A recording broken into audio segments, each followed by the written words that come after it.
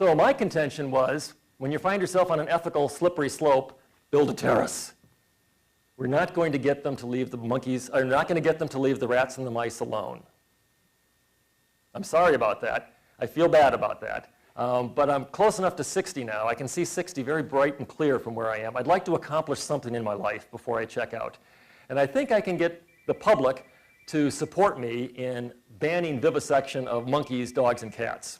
They're not going to help me with rats and mice. So build a terrace, leave the monkeys, dogs, and cats alone. And if they would do that, it's interesting, if they would do that, the animal researchers would leave alone those animals. Most of us would stop protesting.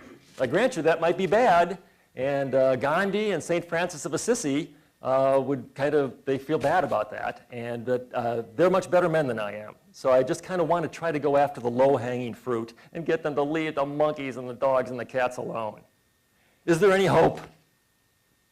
Is there any hope for the animals? Well, actually there is. I'm a pathologist, so I'm by nature kind of a cynical guy because I see an awful lot of dead people, and I see an awful lot of people's brain tumors that they're on their way to death, and I see Alzheimer's disease that we in fact can't cure or do anything about. So I'm kind of cynical and pessimistic, but there is reason for hope. If you look at the historical record, there are animal abuses that are no longer legal. Again, back to Lincoln, because Lincoln is a local hero around here. Lincoln said about slavery, he said, "We believe that slavery is wrong, and like any wrong that some men will commit if left alone, it ought to be prohibited by law." Well, we believe that cruelty to animals is wrong, and like any wrong that some men will commit if left alone, it ought to be prohibited by law. So no, we're not going to persuade the lifelong vivisectors to give up their drills and their hammers. You have to understand, for vivisectors, doing this to animals is not a last resort. It's not like, oh gosh, we have this one question. If we could just do this one experiment, we get the question. We really hate to do this. It's a last resort to cause pain and suffering. For the professional vivisector, vivisection is a first choice. That's how they pursue their careers. That's what they do. And they don't think there's anything wrong with it because they are like-minded and people in groups, and they're slammed over against the one extreme position. So we're not going to persuade them. Although, in fairness, there was the Apostle Paul in the Damascus Road, so there is historical precedent for a dramatic conversion, and the guy who wrote Amazing Grace and worked for the abolition of the slave trade was a former slave ship captain.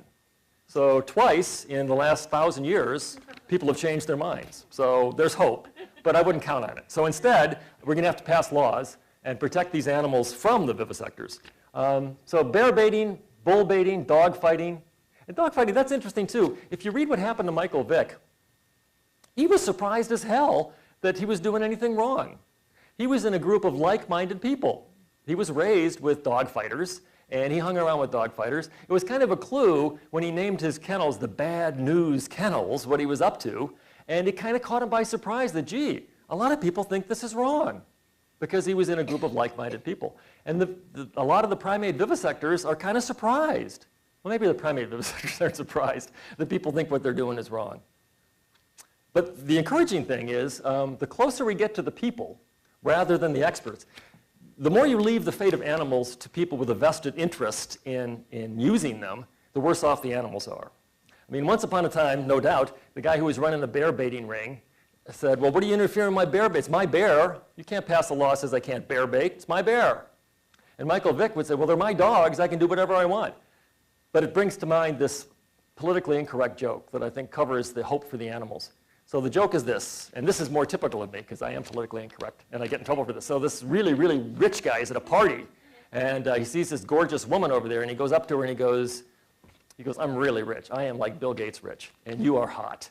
Would you have sex with me for $1 million? And she thinks, $1 million? I mean, how long could it take? And I'd be set for life and I could go to school and it'd be half an hour. Okay, I'll do it for $1 million. And then he says, great. He says, now will you have sex with me for $10? And she goes, $10? What do you think I am? And he said, well, we've established what you are. Now we're just haggling about price. So that's what we've done with animals. We've established what we are. We're going to interfere with people. We're going to stop people from doing things to animals, even if they are their animals, that we disapprove of. Now we're just haggling about where we draw the line, okay? We're going to stop bear baiters. We're going to stop bull baiting. We're going to stop dog fighting, cockfighting, crush videos. There are animal cruelty felonies in 46 states, and animal law is a huge, burgeoning field in law schools. California Prop 2, you probably heard about that. That's a proposition that we passed in California that tells you, if you're a chicken rancher, that the chickens can't be in cages so small that they are unable to spread their wings or stand up and turn around. They used to have them so crammed in they couldn't stand up or move their wings. And every time this happens, every time there's a movement to improve the quality of animal life, the people that are most involved with the animals will say, well, we're the experts, we're the chicken farmers. We know what chickens need. The factory farmers, we know what pigs need. Well, this Prop 2 banned gestation crates for sows, and it banned veal crates for little calves, and it banned battery cages for chickens, despite what the factory farmers said.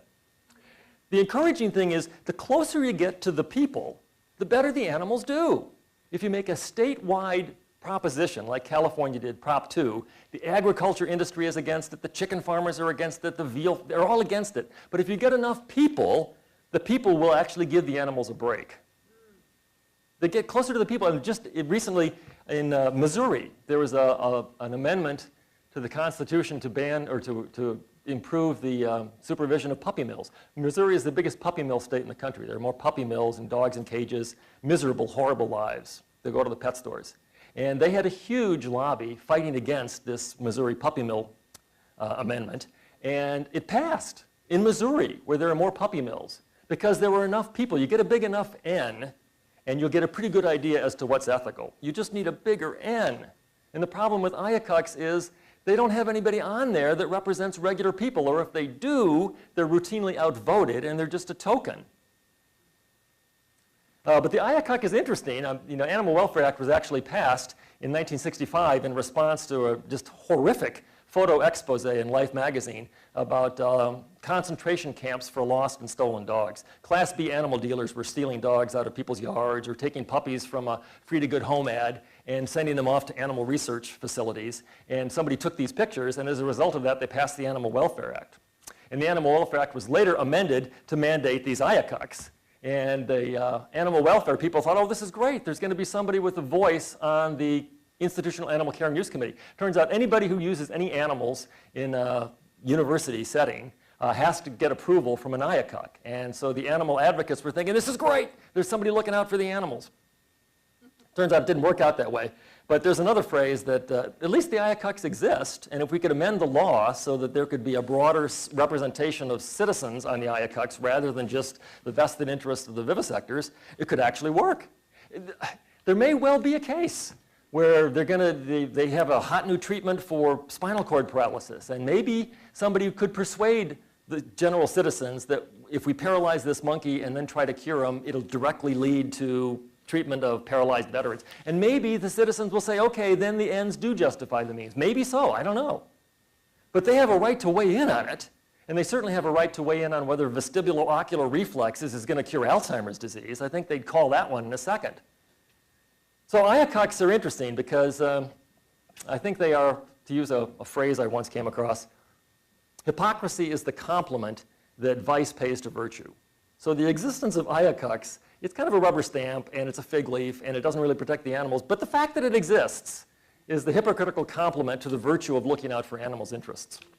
And here's some more. This is kind of interesting. The European Union banned vivisection of great apes. Do you think the vivisectors wanted them to do that? No. Swiss Supreme Court refused permission to do these kind of visual tracking experiments because they said there isn't enough direct relevance to human health. So this is too intense cruelty and insufficient justification. Same thing happened in Munich, same thing happened in Berlin. They banned those exact same experiments that I'm trying to get them to stop at UCSF and that are going on in Wisconsin. Oklahoma, for God's sakes. Oklahoma, a red state? The Oklahoma State University administration was confronted with an issue that somebody had gotten a grant to do anthrax vaccine testing on macaques. And they said, no, you're just not going to euthanize primates on this campus. Oklahoma. Take that, Madison, Wisconsin. Oh, God. But Dane County, the Dane County Noble attempt. When I give this talk before that initiative failed, I always thought Dane County was showing the way. This is the idea, is you have to have citizens who are not prejudiced in favor of animal research on a panel to balance the people that are in favor. You could say, okay, all the animal researchers have to recuse themselves because they're hopelessly biased by their research agendas, and nobody's allowed on here who's a PETA member. Let's just take guys from the sandwich shop, okay? And then the PETA guys can make their case, like jury duty. They send out a jury duty, a summons, and you have to decide what's going to go on. That's what I think. Okay, so I've kind of blathered and blundered my way through this, and it's because it means so much to me. I'm less articulate and less funny than usual. So I will end with a guy who's much more articulate than I am and much wiser than I am. And this is Mark Twain. And he said this when he was inducted into the London Anti-Vivisection Society. He said, "I believe I am not interested to know whether vivisection produces results that are profitable to the human race or doesn't. To know that the results are profitable to the race would not remove my hostility to it. The pains which it inflicts upon unconsenting animals is the basis of my enmity towards it." And it is to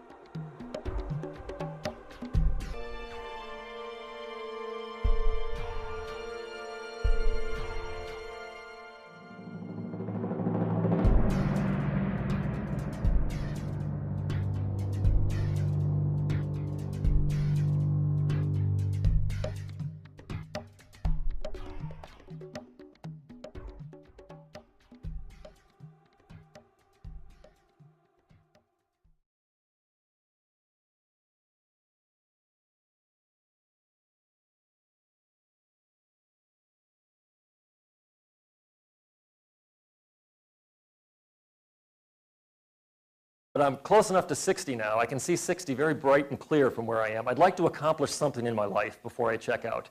And I think I can get the public to support me in banning vivisection of monkeys, dogs, and cats. They're not going to help me with rats and mice. So build a terrace, leave the monkeys, dogs, and cats alone. And if they would do that, it's interesting, if they would do that, the animal researchers would leave alone those animals, a hero around here. Lincoln said about slavery, he said, "We believe that slavery is wrong, and like any wrong that some men will commit if left alone, it ought to be prohibited by law." Well, we believe that cruelty to animals is wrong, and like any wrong that some men will commit if left alone, it ought to be prohibited by law. So no, we're not going to persuade the lifelong vivisectors to give up their drills and their hammers. You have to understand, for vivisectors,